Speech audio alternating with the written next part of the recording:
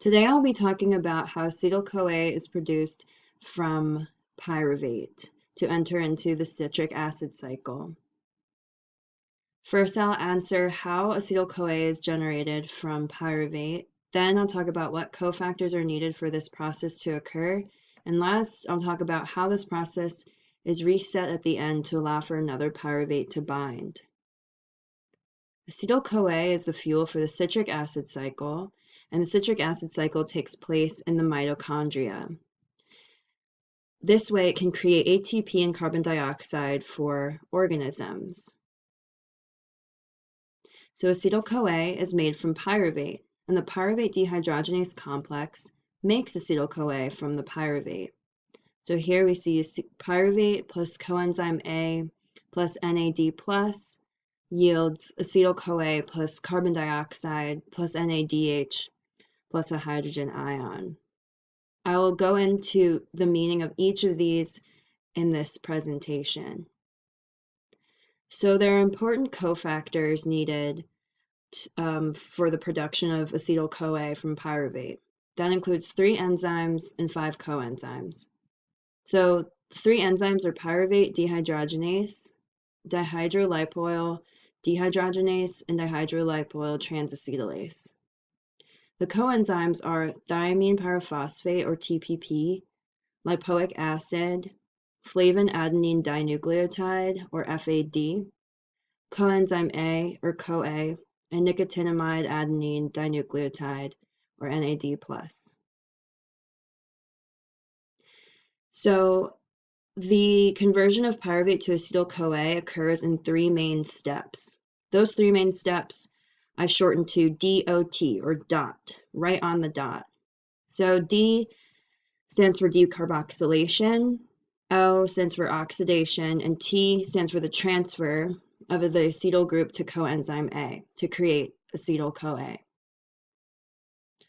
So in the decarboxylation state, or the decarboxylation step, the enzyme responsible here is the pyruvate dehydrogenase complex, and it works with the thiamine pyrophosphate, or TPP, to create a hydroxyethyl TPP. So we see that the carbon ion of the TPP coenzyme links with the pyruvate and creates the hydroxyethyl TPP.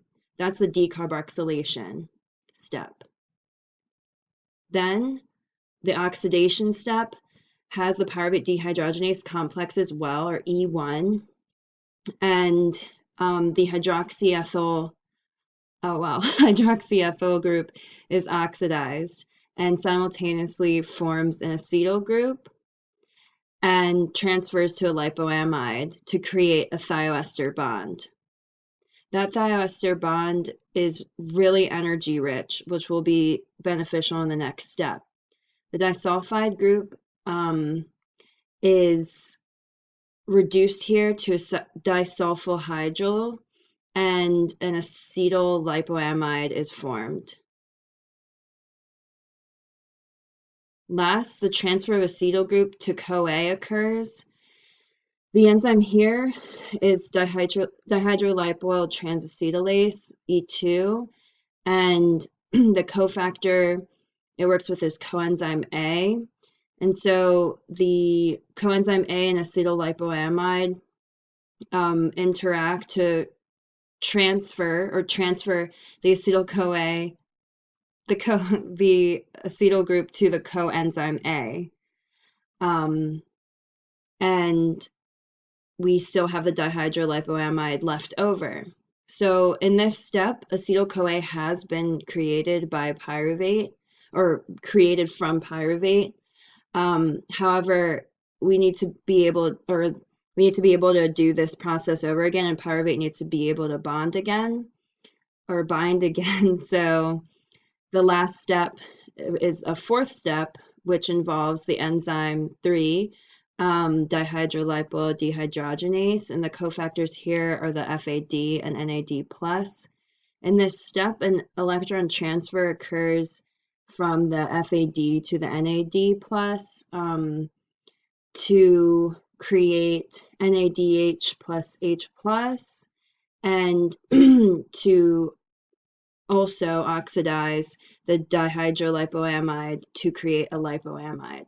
This allows for the binding of a new pyruvate to create this cycle over again to make more acetyl-CoA for the citric acid cycle. Thank you.